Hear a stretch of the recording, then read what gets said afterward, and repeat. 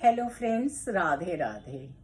हर रोजाना बहुत सारे लोग कॉल करते हैं और पूछते हैं कि राखी वाले दिन जो सोमवार है वो पांचवा सोमवार है श्रावण मास का। ऐसा हमारे शास्त्रों में भी वर्णन है और हमारे हर जगह पर मंदिर, संत समाज सब लोगों ने कहा है कि उस दिन श्रावण मास का पांचवा सोमवार है। लेकिन क्योंकि उस दिन त्योहार है तो त्योहार वाले दिन क्या हम व्रत रखें और क्या करें। तो देखिए, वैसे हमारे यहाँ पर कहते हैं वार से त्योहार बड़ा होता है। हमारे बड़े कहते हैं जब भी करवा चौथ वगैरह होता है, अगर हम थर्सडे को सिर नहीं धोते तो उसमें चुटकी भर हल्दी डालकर और फिर धो लीजिए, क्योंकि वार से त्योहार बड़ा होता है। वही स्थिति यहाँ पर भी आ रही है। बहनें अपने भाइयों को राखियां बांधती हैं और वो अपने मायके व्रत रखकर नहीं जाना चाहती। अगर आपका व्रत जो है हो सकता है कि आप रख सकते हैं तो आपको जरूर रखना चाहिए। और अगर किसी कारणवश आप चाहते हैं तो 12 बजे तक आप उस व्रत को रखिए और उस दिन उद्यापन करना है, क्योंकि वो लास्ट होगा। जो खाली सोमवार के व्रत रखते हैं वो जिस भी छोटी क्रिया से, बड़ी क्रिया से, जैसे भी उन्होंने माना होता है उसका उद्यापन करते हैं।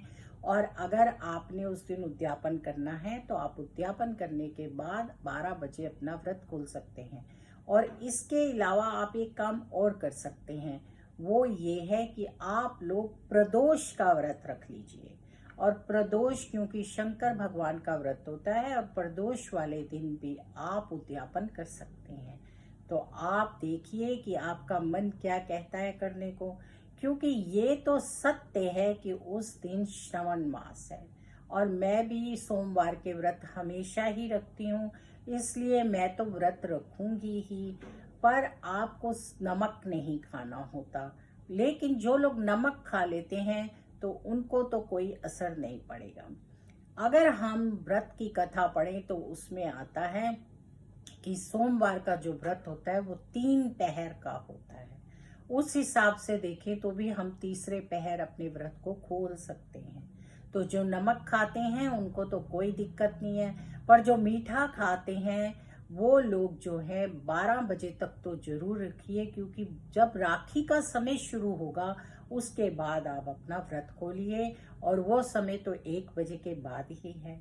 तो इसलिए उस दिन क्योंकि आपने उद्यापन भी करना है तो फिर आपको ज़्यादा कोई स्ट्रेस लेने की ज़रूरत नहीं है।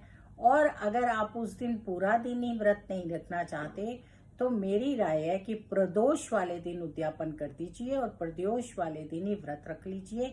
वो शंकर भगवान का बहुत ही शुभ और उत्तम व्रत माना जाता है। राधे राधे, जय श्री कृष्णा।